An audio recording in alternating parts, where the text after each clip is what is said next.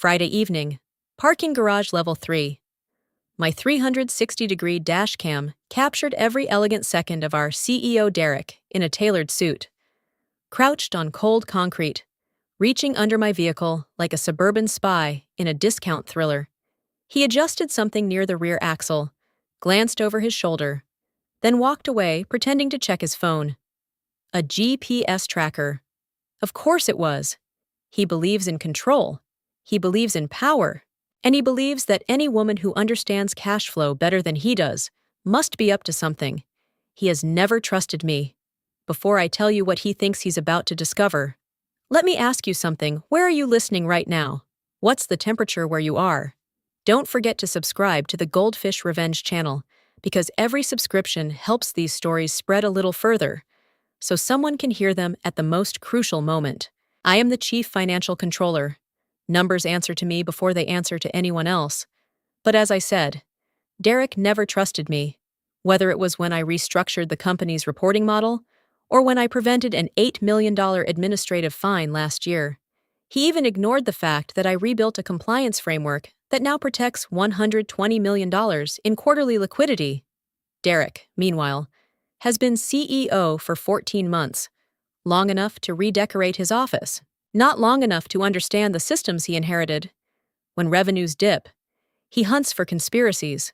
When projections tighten, he hunts for traitors. This quarter, apparently, I'm the traitor.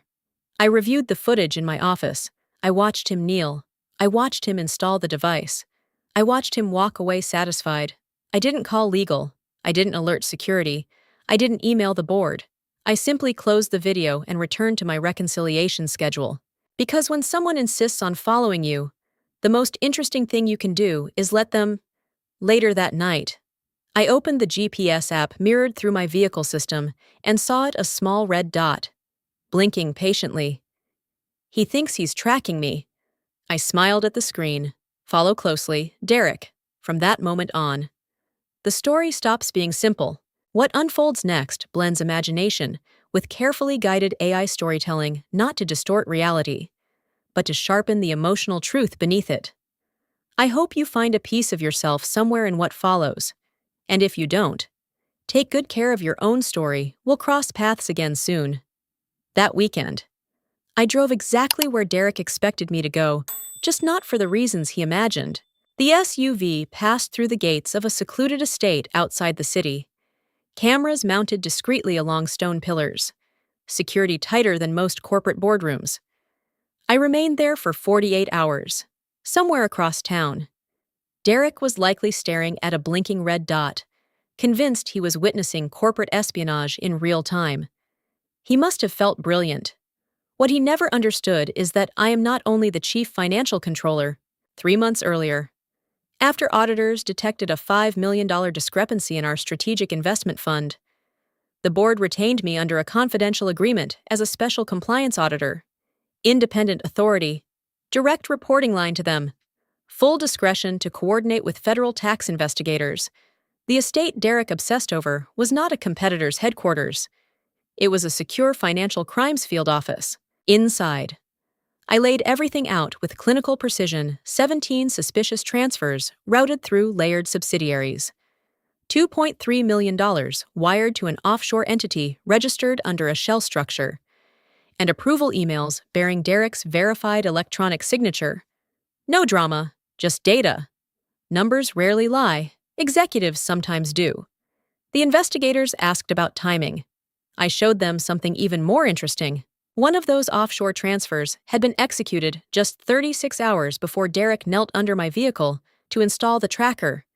In trying to follow me, he had unknowingly narrowed his own timeline. And timelines, unlike paranoia, can be proven.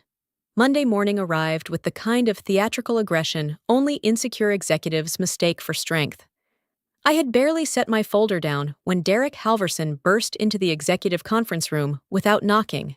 The entire board was already seated, quarterly projections glowing across the screen behind me. He didn't greet anyone. He didn't sit. He slammed a stack of printed maps onto the polished oak table so hard the water glasses rattled. "I tracked you for 48 hours, he announced.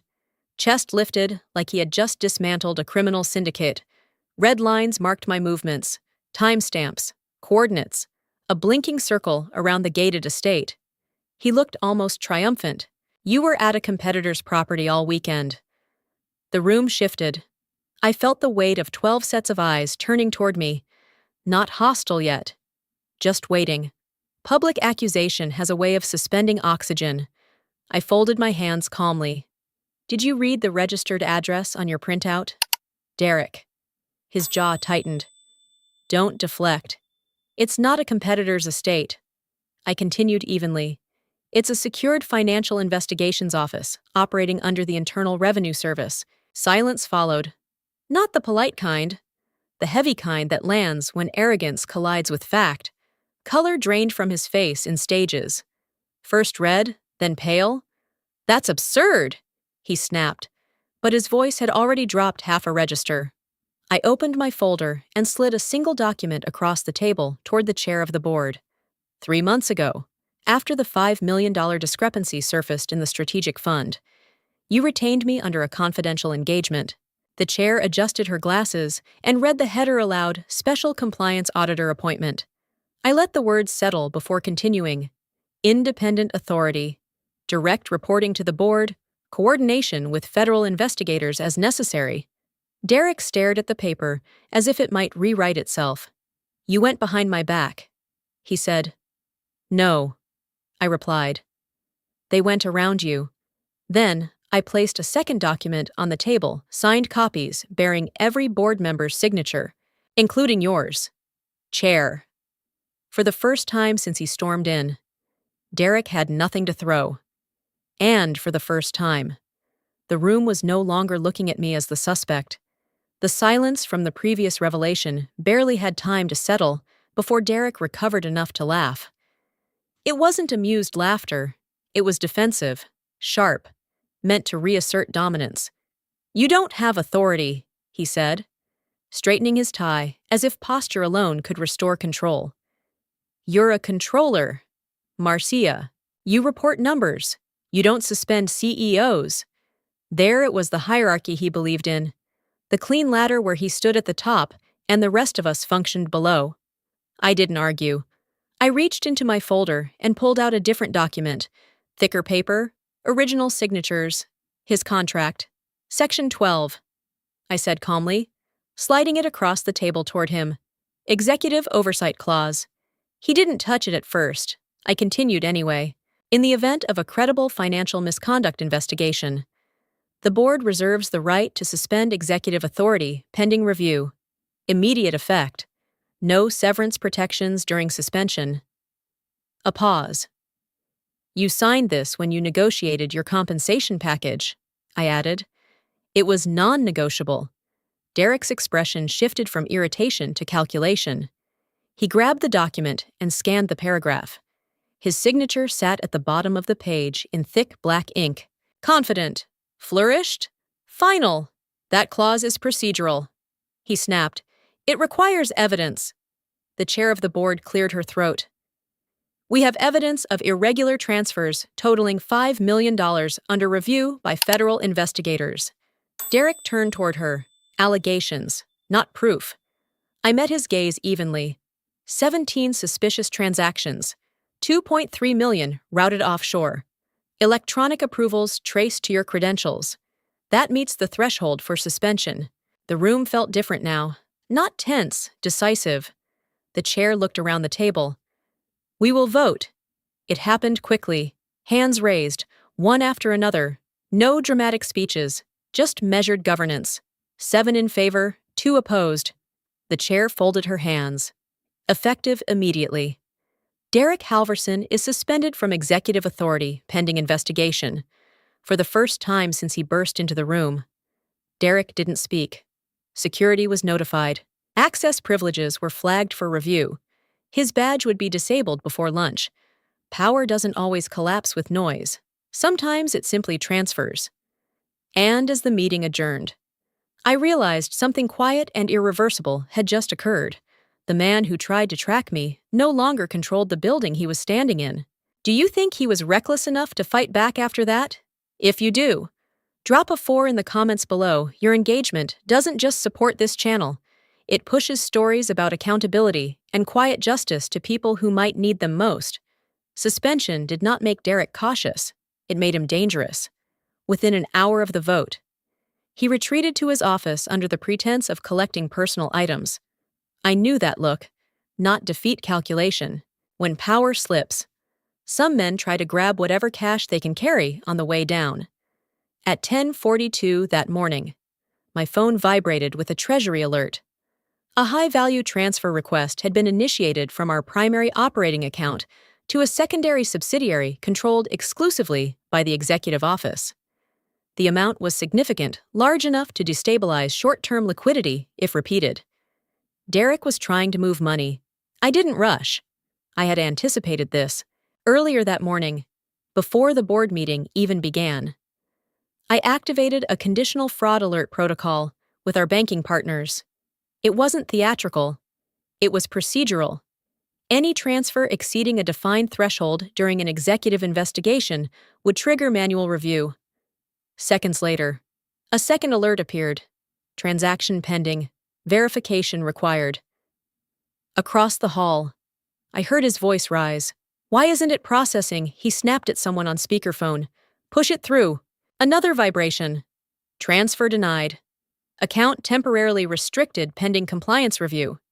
He stormed back into the conference area. Face flushed.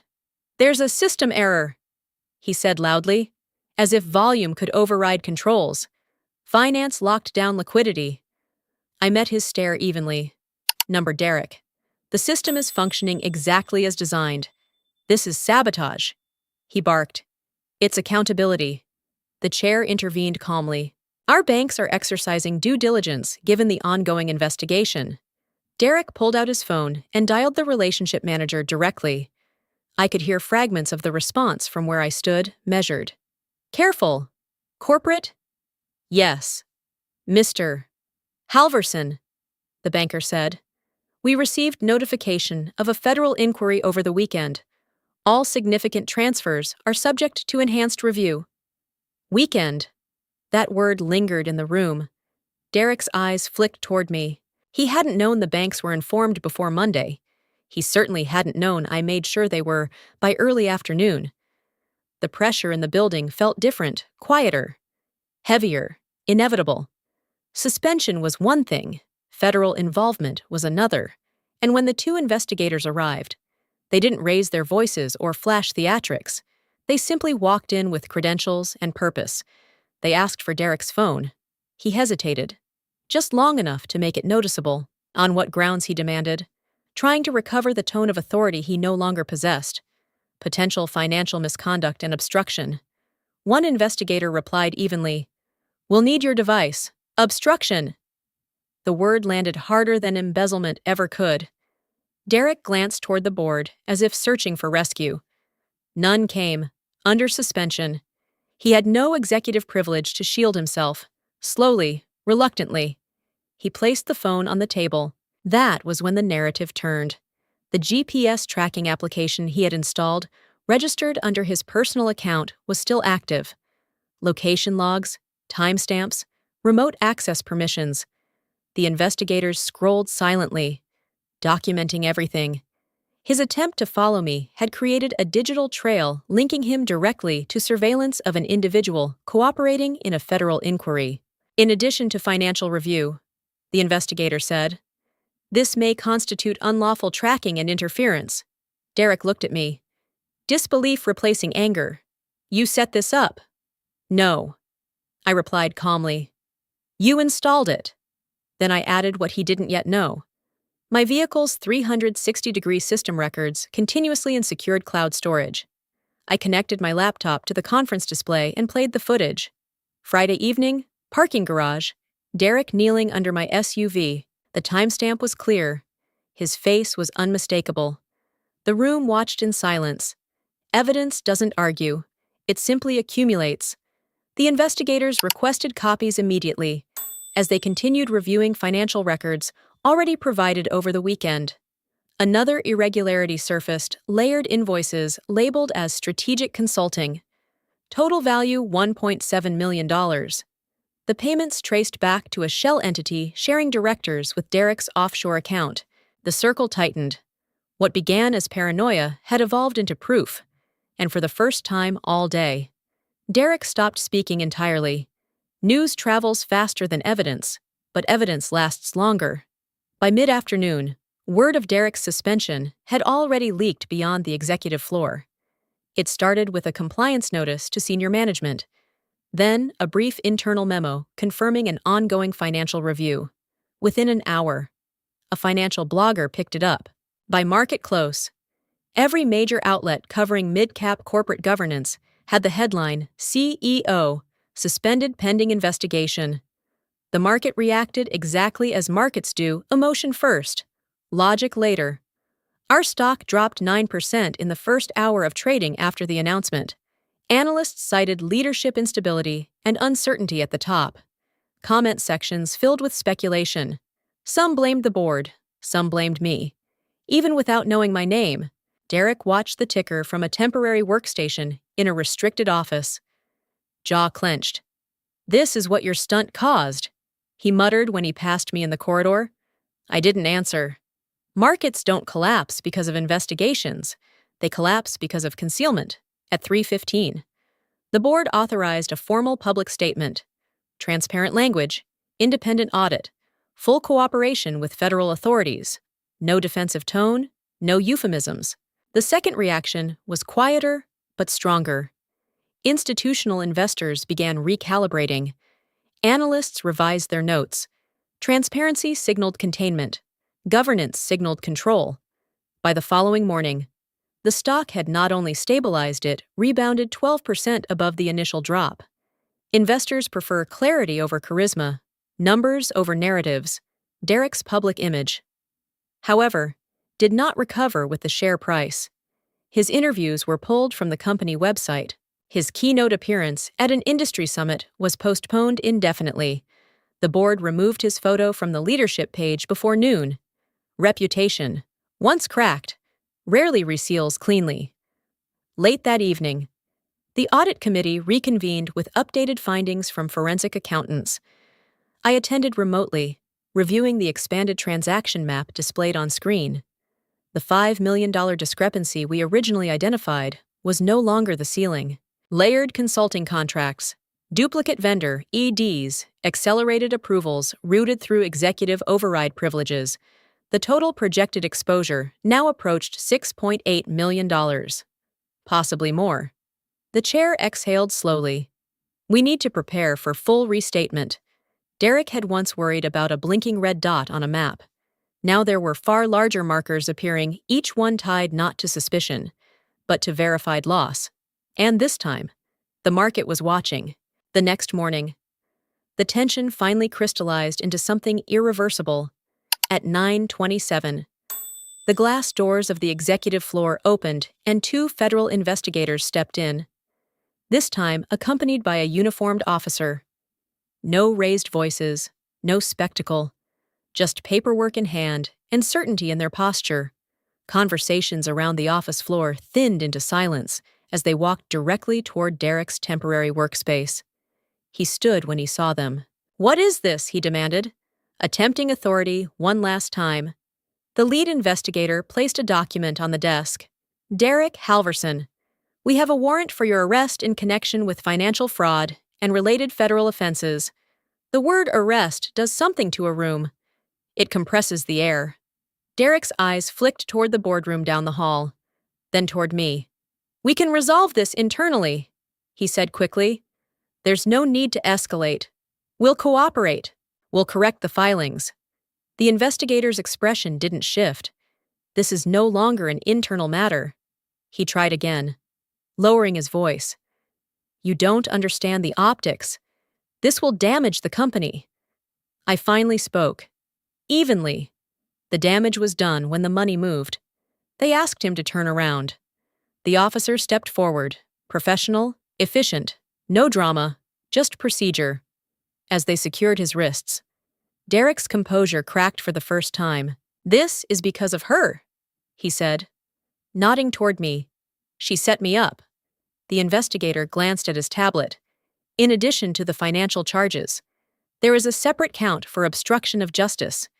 Derek froze. Obstruction, yes. The investigator replied. Unlawful tracking of an individual cooperating with a federal inquiry and attempted interference during an active investigation. The GPS device, the weekend surveillance, the calls to push funds through after suspension. Every move he believed was strategic had become evidence. As they escorted him toward the elevator, employees watched in stunned silence. No applause, no whispers, just the unmistakable recognition that power had shifted permanently. The doors closed, and for the first time since Friday evening, there was no red dot blinking anywhere. The arrest was only the beginning. Accountability in headlines is one thing, accountability in governance is another. By late afternoon, the board convened in a closed executive session, this time without spectators, without staff, without interruption, just 9 directors, legal counsel, and a stack of forensic reports that no longer required interpretation. I sat at the far end of the table, not as the accused, not even as the investigator, but as the custodian of the financial record. The chair opened the session formally. We are here to determine permanent executive action. No one referenced Derek by title anymore. The evidence was summarized methodically, unauthorized transfers, totaling $6.8 million under investigation. Shell entities linked through overlapping directors. Documented attempts to override Treasury controls after suspension. Unlawful tracking of a cooperating auditor during an active federal inquiry. No speculation, no adjectives, just documentation. One director asked the only remaining question that mattered. Is there any material fact in dispute? General counsel shook his head. None. The chair folded her hands. We will proceed to vote. There were no speeches about disappointment, no reflections on leadership, governance. At its most effective, is procedural. 9 hands rose. 9-0. The resolution passed. Derek Halverson terminated for cause. Effective immediately. All severance provisions voided under misconduct clause. Equity grants subject to clawback. Cooperation with federal authorities reaffirmed. But it didn't end there. Our fiduciary obligation requires further action. The chair continued. We will initiate civil proceedings to recover damages personally. That was the final separation between consequence and symbolism. This was no longer about removing him from a title. It was about restitution. As legal began outlining the filing timeline, the chair turned toward me. Marcia, she said carefully, until a permanent appointment is determined, the board would like you to assume the role of interim chief financial officer. The room was quiet. Not dramatic, just steady. I didn't feel triumph. I felt responsibility. Justice had been formalized. And now, so had my authority. By the time the building quieted that evening, the spectacle had dissolved into paperwork and policy updates. The adrenaline was gone. What remained was documentation. Earlier, when they escorted Derek out, his phone had slipped from his hand and hit the marble floor. The screen didn't crack completely. It simply lit up again, stubborn and bright, still running the tracking application he had installed under my SUV. There it was. One last red dot blinking on the map. Not my location, not a competitor's estate, not some imagined conspiracy. It marked the county detention facility downtown. For a moment, I just stood there looking at it. All weekend he had watched that dot with certainty. Convinced he was closing in on betrayal. He believed proximity meant control. He believed surveillance meant superiority. In reality, he had been documenting his own collapse. Every timestamp, every movement, every attempt to override the system. The tracker he planted became corroboration. The transfers he authorized became evidence. The calls he made became obstruction. He thought he was the one following. Instead, he created a data trail that followed him. There's a quiet lesson in all of this that has nothing to do with revenge and everything to do with responsibility. I didn't win because I shouted louder. I didn't win because I embarrassed anyone publicly. I won because I kept records. understood the system, and refused to panic when someone tried to intimidate me. In the real world, power often hides behind titles, but stability belongs to the person who understands how things actually work. What struck me most wasn't the arrest or the board vote, it was how quickly fear can make someone reckless and how calm preparation can outlast aggression. If you were in my position, being falsely accused, monitored, pressured, would you react immediately or would you step back, gather proof, and let the structure protect you? I'm curious, are you still going to work every day, navigating office politics and quiet tensions? Or are you already enjoying retirement, watching all this from a distance with hard-earned perspective? Wherever you are in life, the principle is the same: protect your integrity, document your work, and never underestimate the power of patience. If this story resonated with you, leave a comment, share your perspective, and like the video if you believe integrity still matters. And consider subscribing. One click from you helps stories about accountability and quiet strength reach someone who might be doubting themselves right now. This story was fully created and produced by our team. We do not copy or borrow content from any other channel. Thank you for staying with us and listening until the end.